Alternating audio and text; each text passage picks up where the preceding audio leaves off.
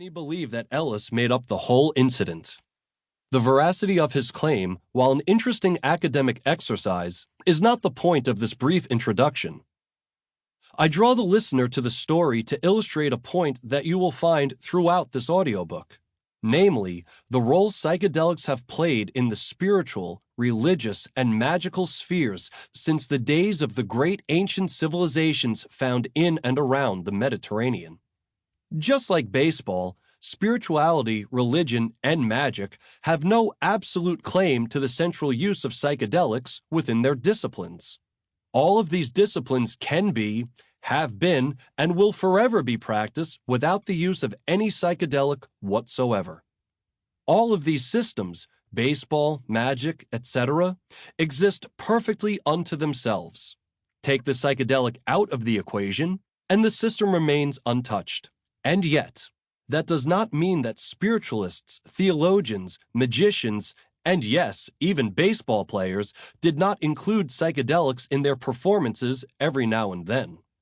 Although we do not see any psychedelic built into the dogma of many of the West's major religions, we do see accounts of individuals who subscribed to one belief or another and incorporated psychedelics into that discipline. This audiobook aims to detail that history, specifically as it pertains to Western civilization. While an abundance of books dealing with the soma and heoma of Eastern traditions and books about the peyote and mushrooms of Mesoamerican cultures grace bookstore shelves across America and Europe, very little has been written detailing the Western psychedelic tradition. Over the course of this audiobook, I would like to offer descriptions of the ways Western peoples have incorporated psychedelic plants in their lives before the psychedelic boom of the mid-20th century.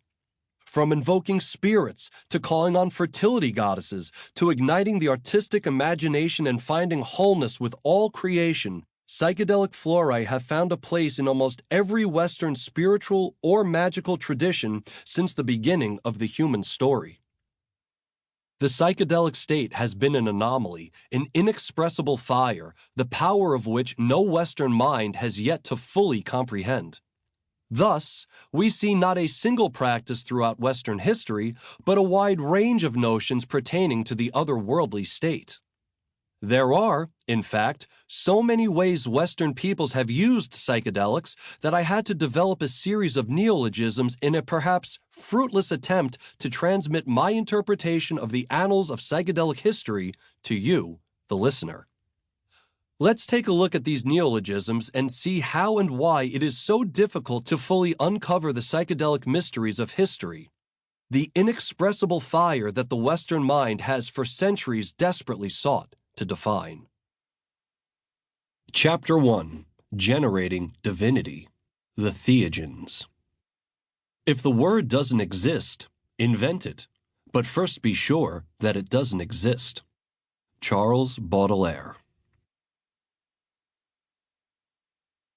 Certain terms will appear throughout this audiobook that demand preliminary contextualization. Some, like psychedelic, are easily recognizable to most anyone. Others, like entheogen, are recognizable to the initiated psychonaut. Finally, some words are used that the initiated psychonaut hasn't heard yet, a family of terms I call the entheogens. In March 1956, as various scholars wrestled over the nature of medicines like mescaline, mushrooms, and LSD, the new term psychedelic found its way to the pen tip of a most unexpected champion, Humphrey Osmond. Conservative in dress, he looked nothing like the psychonaut who would one day change the discussion on this important topic. And yet, that's exactly who he was. Osmond had been working with mescaline earlier in the decade and was the first to coin a term that, today, is considered taboo in psychedelic circles: hallucinogen. In those days, however, Osmond was trying to get away from psychotomimetic, the original term for these medicines, which means relating to or denoting drugs that are capable of producing an effect on the mind similar to a psychotic state. For now, I'd like to focus on Osmond's foresight, what he did for later explorers of inner space. Namely, he allowed the conversation